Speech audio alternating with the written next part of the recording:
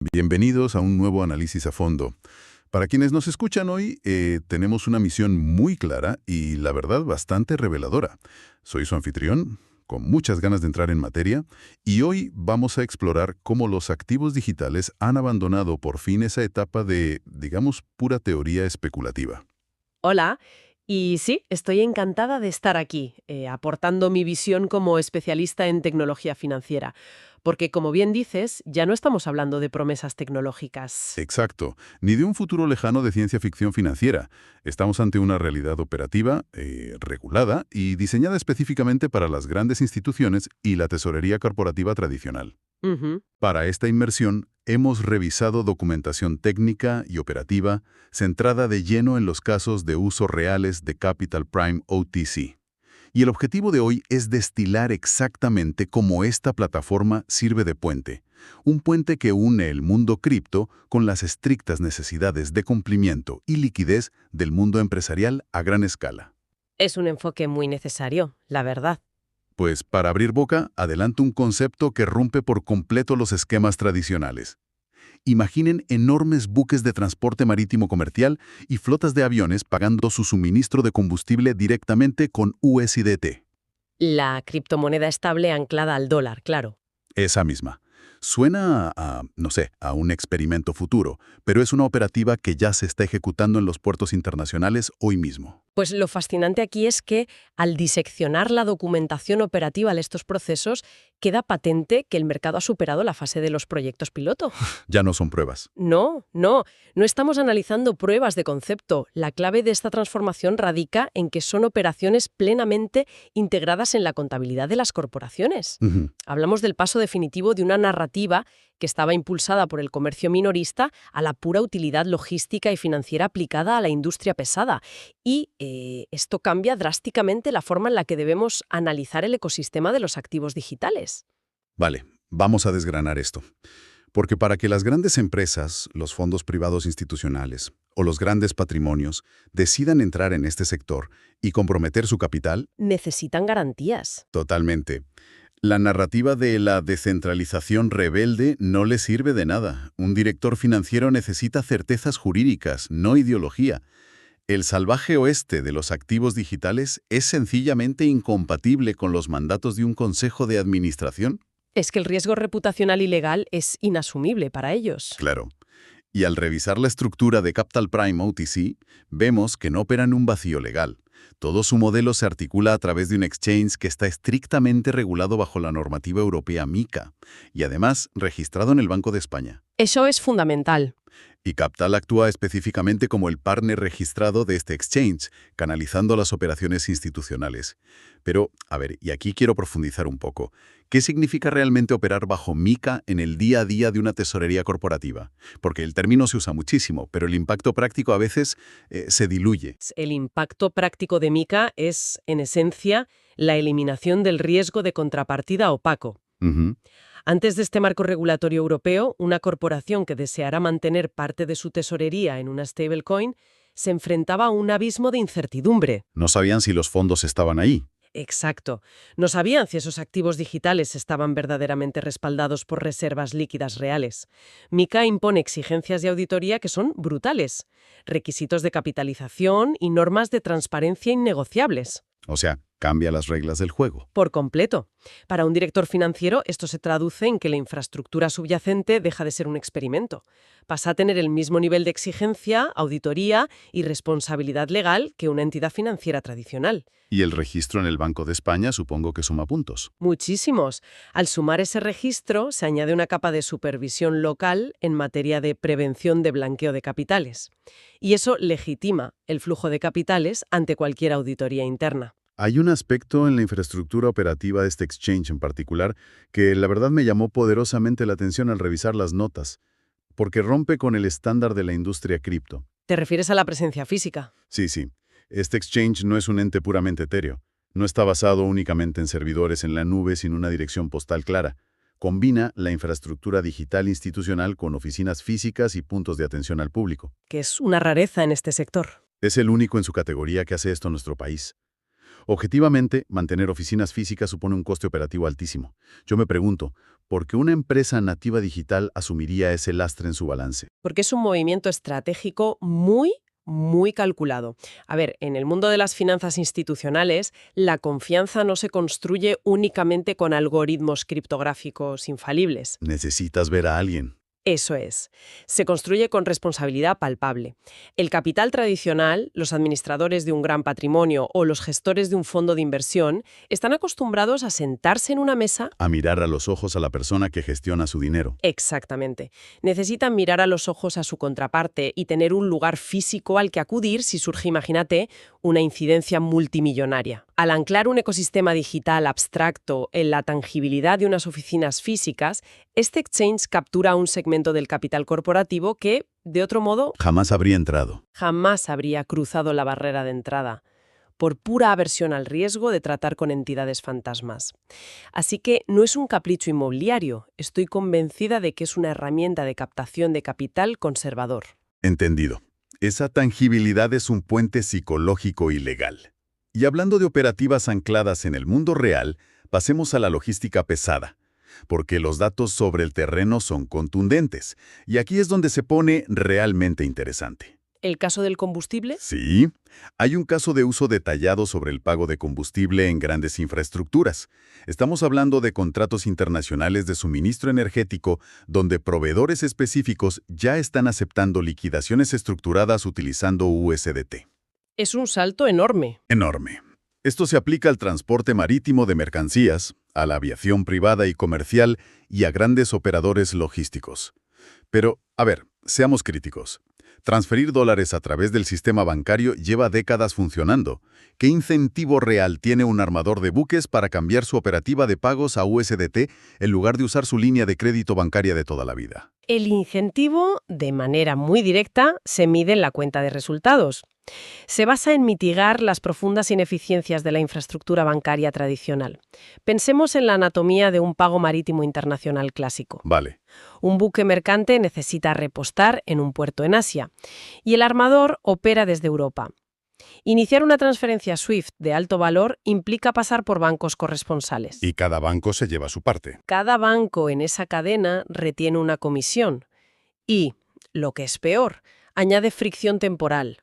Si el repostaje cae en fin de semana o si hay un desajuste de usos horarios, los fondos pueden quedar retenidos varios días. Claro, el famoso retraso del viernes por la tarde. Eso es. Y durante ese tiempo, el mercado de divisas sigue fluctuando, lo que genera un riesgo de tipo de cambio que puede, literalmente, comerse el margen de beneficio de la operación logística.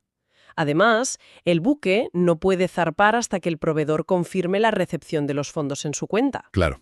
Y un buque portacontenedores inmovilizado en el puerto cuesta decenas de miles de euros al día en tasas. Y eso sin contar las penalizaciones por retraso en la entrega de la mercancía. El tiempo de liquidación es crítico. Exactamente crítico.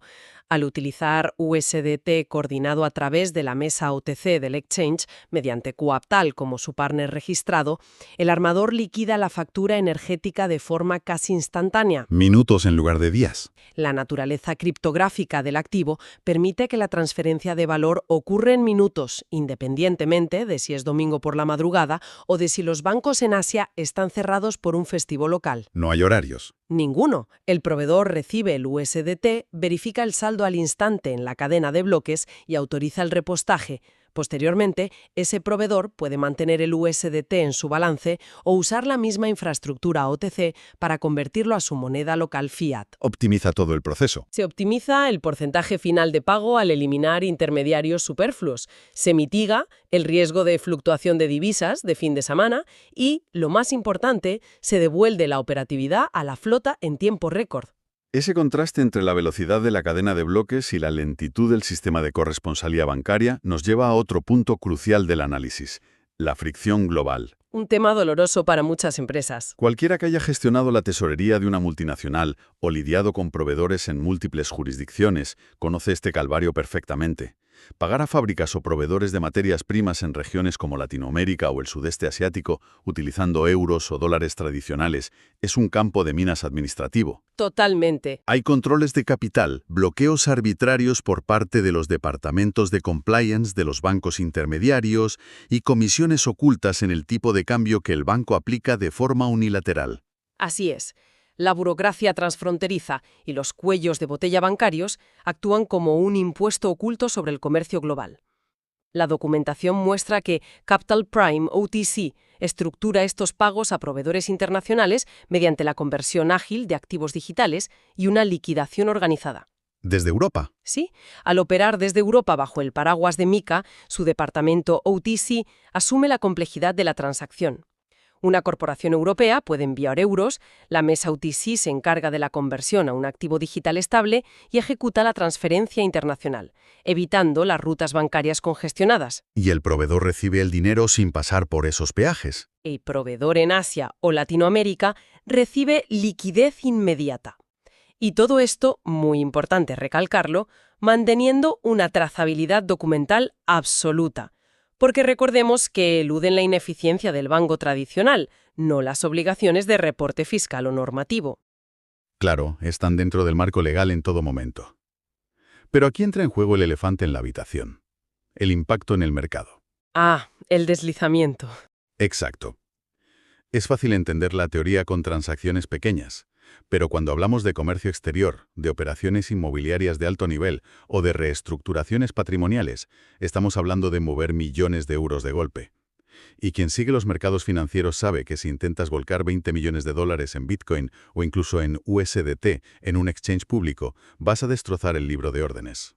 Creas un terremoto en el precio. Es el famoso slippage o deslizamiento. Empiezas vendiendo a un precio, pero al agotar la liquidez inmediata de la plataforma, el resto de tu posición se vende a precios cada vez peores.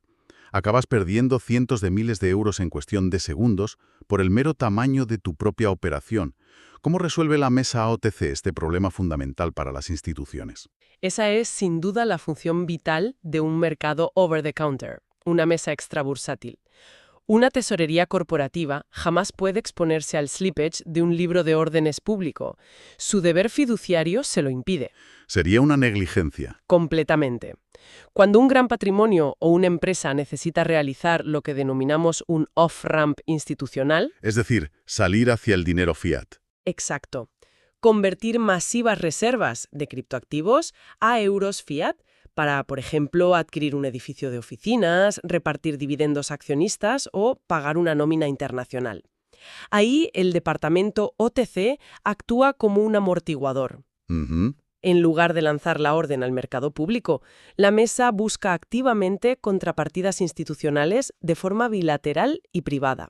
O sea, pactan un precio fijo y cerrado antes de mover un solo token, Eso es. asumiendo ellos la tarea de cuadrar la liquidez por detrás sin que el mercado general se entere. Si el cliente quiere liquidar 10 millones en activos digitales a euros, recibe el equivalente exacto pactado en su cuenta bancaria, directamente para ir a la notaría a firmar la compra del inmueble, sin sorpresas de última hora. Efectivamente. Garantizan el precio de ejecución para grandes volúmenes. Y esto opera bidireccionalmente.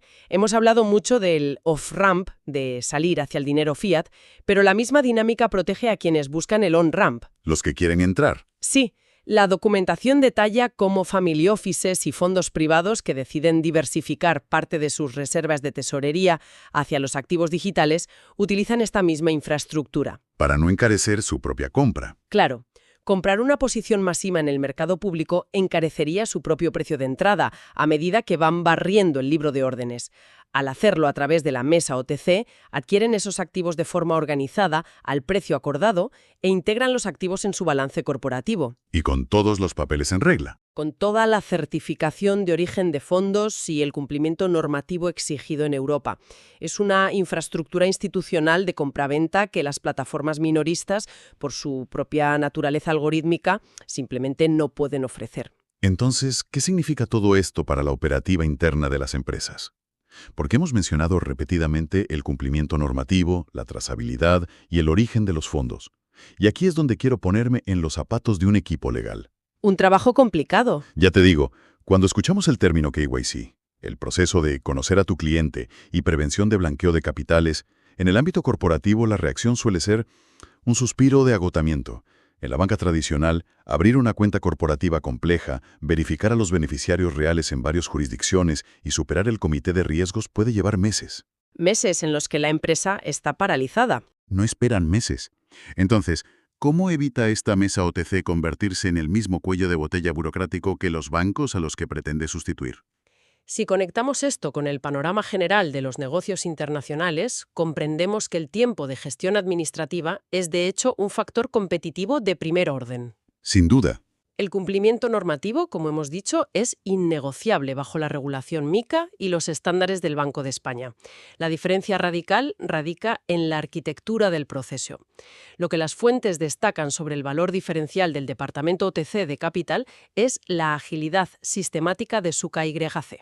Pero no porque miren hacia otro lado. Bandeja de entrada de un departamento de compliance generalista de un banco comercial. Que lo mismo revisa una hipoteca minorista que una transferencia internacional de 10 millones. Eso es. Aquí hay un equipo especializado que entiende la naturaleza de los activos digitales, sabe rastrear la procedencia de los fondos en la cadena de bloques utilizando herramientas forenses y valida la estructura corporativa rápidamente. Ese es exactamente el núcleo del modelo. Transforman una obligación legal en una herramienta de ejecución rápida. Al contar con protocolos de KYC y onboarding corporativo diseñados para la alta velocidad, la validación y la integración empresarial se resuelven en fracciones del tiempo habitual. Y una vez dentro, a operar.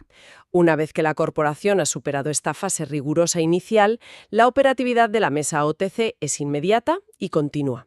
Tienen la luz verde para gestionar su liquidez entre Europa, Asia, Estados Unidos o Latinoamérica de forma fluida. Se elimina la burocracia paralizante que a menudo arruina las ventanas de oportunidad en operaciones de alto volumen. Es la sincronización perfecta entre el máximo rigor regulatorio y la necesidad imperiosa de velocidad del comercio global. Es una reingeniería completa de la fontanería financiera. Si damos un paso atrás y observamos el cuadro completo de lo que hemos analizado hoy, la evolución es innegable. La conversación en torno a los activos digitales se ha emancipado de los foros de especulación para sentarse en los comités de dirección. Han madurado. Hemos visto como una infraestructura firmemente regulada bajo MiCA y con el registro del Banco de España proporciona la certeza jurídica que exige el capital tradicional. Y lo más impactante no es la tecnología subyacente, sino su aplicación a problemas corporativos hiperreales.